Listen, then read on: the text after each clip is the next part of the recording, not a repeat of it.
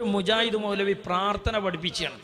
പണ്ട് കുഞ്ഞീദ് മൗലവി ഇത് പഠിപ്പിച്ചത് താമരശ്ശേരി ചുരത്തിന്റെ 7-ാം വളവെന്നാണ്.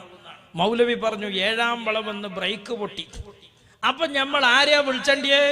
അള്ളാനെ വിളിച്ചണ്ടിയേ. കാരണം മൊബൈലില്ലാതൊക്കെ അള്ളാനെ വിളിച്ചണ്ടിയേ. കാരണം അങ്ങനെ ദൂരത്തേക്ക് വിളിച്ചാൽ കേൾക്കണ ആളെ അള്ള മാത്രമേ ഉള്ളൂ എന്നാണ്. അന്ന് മൊബൈൽ കണ്ടുപിടിച്ചിട്ടില്ല. പിന്നെ മൊബൈല് കണ്ടുപിടിച്ചു. മൊബൈല് കണ്ടുപിടിച്ചതിന്റെ ശേഷം നമ്മൾ ചോദിച്ചു ഇപ്പോഴോ. അപ്പം മുജാഹിദീങ്ങളെ പ്രാർത്ഥനാ നിർവചനത്തിക്ക് പുതിയതും കൂടി ഫിറ്റാക്കി.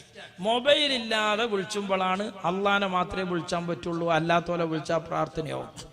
അപ്പൊ നമ്മൾ ഈ മൊബൈലായിട്ട് താമരശ്ശേരി ചുരം കയറി വെക്കുമ്പോഴേ ചിലപ്പോൾ റേഞ്ച് കിട്ടും, ചിലപ്പോൾ പോകും, ചിലപ്പം കിട്ടും, ചിലപ്പം പോകും. അപ്പൊ നമ്മൾ ചോദിച്ചു അപ്പോഴെത്താ കാട്ടുക? അപ്പൊ തൗഹീദ് വരും പോകും, പോകും വരും, ഇങ്ങനെയാണ് കാര്യം. ഇങ്ങനെയുള്ളൊരു നിർവചനം. ഇപ്പൊ കുഞ്ഞീദ് മൗലവിയും ചോരൊക്കെ വിട്ടുകണ്. ഇപ്പൊ ഒരു മൗലവി ബസ്സിന്റെ ബ്രേക്ക് പൊട്ടിയ വർത്താനം പറഞ്ഞു തരാൻ കേട്ടോളി. ഒരു വാഹനാപകടം, വാഹനത്തിന്റെ ബ്രേക്ക് നഷ്ടപ്പെട്ട് അത് അപകടത്തിലേക്ക് നീങ്ങിക്കൊണ്ടിരിക്കുന്നു. ആ ബസ്സിലുള്ള ക്രൈസ്തവർ യേശുവെ രക്ഷിക്കണമേ എന്ന് സ്വാഭാവികമായും വിളിക്കും. ആ ബസ്സിലുള്ള ക്രൈസ്തവർ ശ്രീരാമ രക്ഷിക്കണേ, ഗുരുവായൂരപ്പ രക്ഷിക്കണേ എന്നൊക്കെ സ്വാഭാവികമായും വിളിക്കും. അതെ, എന്താ വിളിക്കുള്ള പ്രശ്നം? ആ വിളിക്കണ ക്രൈസ്തവനും ആ വിളിക്കുന്ന ഹൈന്ദവനും ലാ ഇലാഹ ഇല്ലല്ലാഹ് ജീവിതത്തിൽ വിശ്വസിച്ചിട്ടില്ല, പറഞ്ഞിട്ടില്ല. അള്ളാഹുവിനെ അവർ അംഗീകരിച്ചിട്ടില്ല, ഉൾക്കൊണ്ടിട്ടില്ല. വിളിക്കപ്പെടുന്ന ശ്രീകൃഷ്ണനും വിളിക്കപ്പെടുന്ന യേശു ക്രിസ്തുവും അള്ളാന്റെ പ്രവാചകനോ വലിയോ ആണ് എന്ന വിശ്വാസവുമില്ല. ശ്രീകൃഷ്ണൻ എന്ന വലിയ മുസ്ലിമീങ്ങൾക്ക് ഇസ്ലാം പരിചയപ്പെടുത്തി തന്നിട്ടില്ല. അതുകൊണ്ട് വിളിക്കപ്പെടുന്ന വ്യക്തിയെ, ശക്തിയെ കുറിച്ച് അവർ വിശ്വസിച്ചത് ലാ ഇലാഹ ഇല്ലല്ലാഹ് എന്ന ഉടമക്കാരനായ റബ്ബിന്റെ അടിമയും പ്രവാചകനുമാണ് എന്ന നിലക്കല്ല. അങ്ങനെയായിരുന്നുവെങ്കിൽ നമ്മളേക്ക് ഫിറ്റാക്കാം. ഇവിടെ ഉലൂഹിയത്ത് ആരോപിച്ചുകൊണ്ടാണ് വിളിച്ചത്. മൗലവി പറയും യേശു ക്രിസ്തുവിനെ ക്രൈസ്തവർ വിളിച്ചത് കുഴപ്പമാകാൻ കാരണം യേശു ക്രിസ്തു ബ്രേക്ക് പൊട്ടിയപ്പോൾ രക്ഷപ്പെടുത്താൻ വന്നത് ഏത് വിമാനത്തിലാന്ന് തിരിയാതെയാണ്. അതാണ് പ്രശ്നം. ഇവർക്ക് കാരണങ്ങൾ അറിയാത്തതാ വിഷയം. ആ ബസ്സിൽ ഒരു മുസ്ലിം ഉണ്ടെങ്കിൽ അവൾ എന്ത് വിളിക്കണം, എന്ത് വിളിക്കണം എന്നുള്ളത് ഇപ്പൊ ബലെന്താ പറയണേ ഞാൻ കേൾപ്പിച്ചു തരാം. അത് പണ്ട് പറഞ്ഞതാ. ഇന്നത്തെ കാലത്ത് ബസ്സിന്റെ ബ്രേക്ക് പൊട്ടണ കേസാ പറയാ. പണ്ടത്തെ കാലത്ത് അത് മൃഗം ചാടി പോകുമ്പോഴാണ്. അന്നത്തെ ബസ് പറഞ്ഞാൽ ഈ മൃഗാണല്ലോ.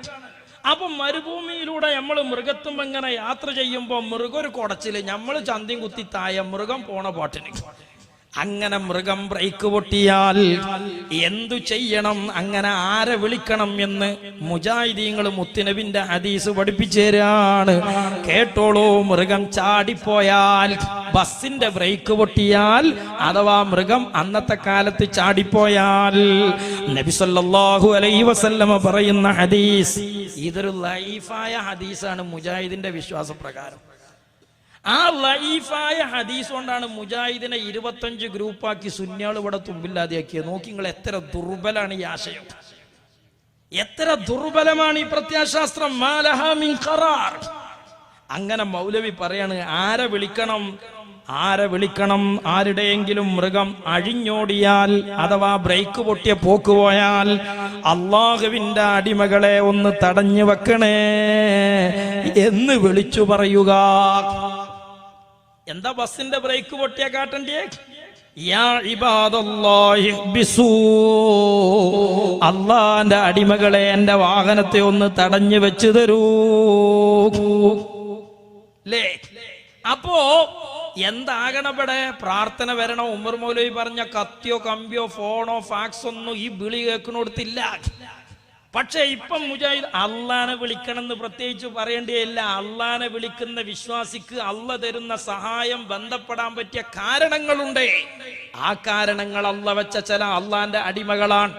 ആ അടിമകളെ വാഹനം തടഞ്ഞു വെച്ചാൽ എന്റെ വാഹനം തടഞ്ഞു വെച്ചു തരൂ എന്ന് സഹോദരന്മാരെ അള്ളാന്റെ ഹബീബ് പഠിപ്പിക്കുകയാണ്. മൗലവി ഇപ്പൊ ഇവിടെ പറയുന്നതാവുന്നല്ല, അള്ളാനെ അല്ലാത്തൊരു വിളിയും പറ്റൂല എന്നാണ് പണ്ട് പറഞ്ഞത്. ഇപ്പൊ പറയുന്നത് യാ ഇബാദല്ലാഹി അഈനൂനി, അള്ളാന്റെ അടിയാറുകളെ നമ്മളെ വണ്ടിന്റെ ബ്രേക്ക് പോയിക്കണം ഒന്ന് പുടിച്ചേരിന്ന് പറയാൻ കുഴപ്പമില്ല എന്നാണ്. അവിടെയാണ് പ്രശ്നം.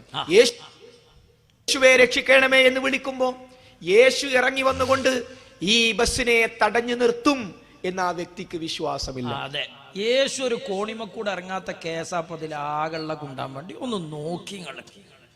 മൗലവി ഈസാ നബി യേശു ക്രിസ്തു ഒരു ഓട്ടോറിക്ഷ എടുത്തുകൊണ്ടാണ് ചാമരശ്ശേരി ചുരത്തുമ്പക്ക് രക്ഷപ്പെടുത്താൻ വന്നാലും ഈ വിളി തൗഹീദാവോ? വിളിക്കപ്പെടുന്ന യേശു ക്രിസ്തുവിനെ കുറിച്ച് വിളിക്കുന്നവന്റെ വിശ്വാസം ദൈവികതയാണെങ്കിൽ, ഉലൂഹിയത്താണെങ്കിൽ, അള്ളാഹുവിന്റെ കേവലം അടിമയും പ്രവാചകനുമാണെന്ന വിശ്വാസമില്ലാതെ, ലാ ഇലാഹ ഇല്ലല്ലാഹ് വിശ്വസിക്കാതെ ഒരു യേശു ക്രിസ്തുവിന് ഒരാൾ വിളിച്ചു, കട്ടകാലത്തിന് യേശു ക്രിസ്തു ഒരു ഓട്ടോറിക്ഷയിലാണ് സഹായിക്കാൻ വന്നു, എന്നാ ഈ വിളി തൗഹീദാകുമോ? എവിടുന്ന അങ്ങക്ക് ഈ തൗഹീദും ശിർക്കും കിട്ടിയത്?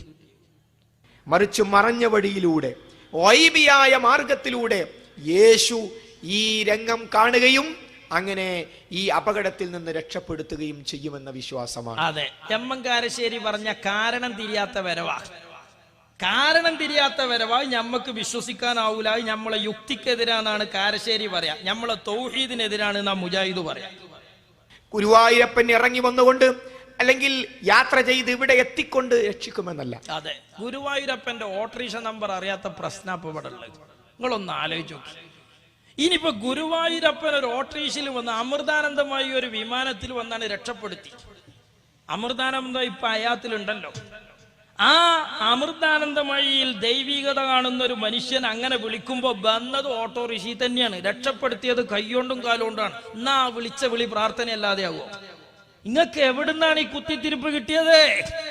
സഹോദരന്മാരെ, ഇനി മൂപ്പര് പറയാണ്, എന്റെ വിളി ഗുരുവായൂരപ്പൻ കേട്ടുകൊണ്ട് മറഞ്ഞ വഴിയിലൂടെ, ഗൈബിയായ മാർഗത്തിലൂടെ ഈ അപകടത്തിൽ നിന്ന് രക്ഷപ്പെടുത്തുമെന്ന് തന്നെയാണ് ഗുരുവായൂരപ്പ രക്ഷിക്കണമേ എന്ന് വിളിക്കുമ്പോ ആ വ്യക്തിയുടെ വിശ്വാസം. അതെ, ഗുരുവായൂരപ്പന്റെ മൊബൈൽ നമ്പർ കൊടുത്തല്ല, ഗുരുവായൂരപ്പൻ സഹായിക്കാൻ വരുന്ന ഓട്ടോറിക്ഷ അറിയില്ല.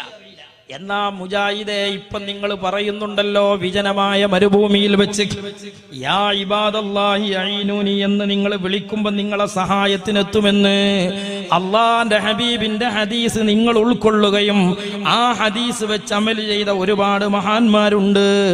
ആ മഹാന്മാരിൽ ശിർക്ക് ആരോപിക്കാൻ പറ്റൂല എന്നും പറഞ്ഞ് നിങ്ങൾ ആ വിളിയിൽ പ്രാർത്ഥനയില്ല, ശിർക്കില്ല എന്ന് പറയുന്നില്ലേ? എങ്കിൽ ഇത് ഞങ്ങൾ ആദ്യം പറഞ്ഞു തന്നതല്ലേ?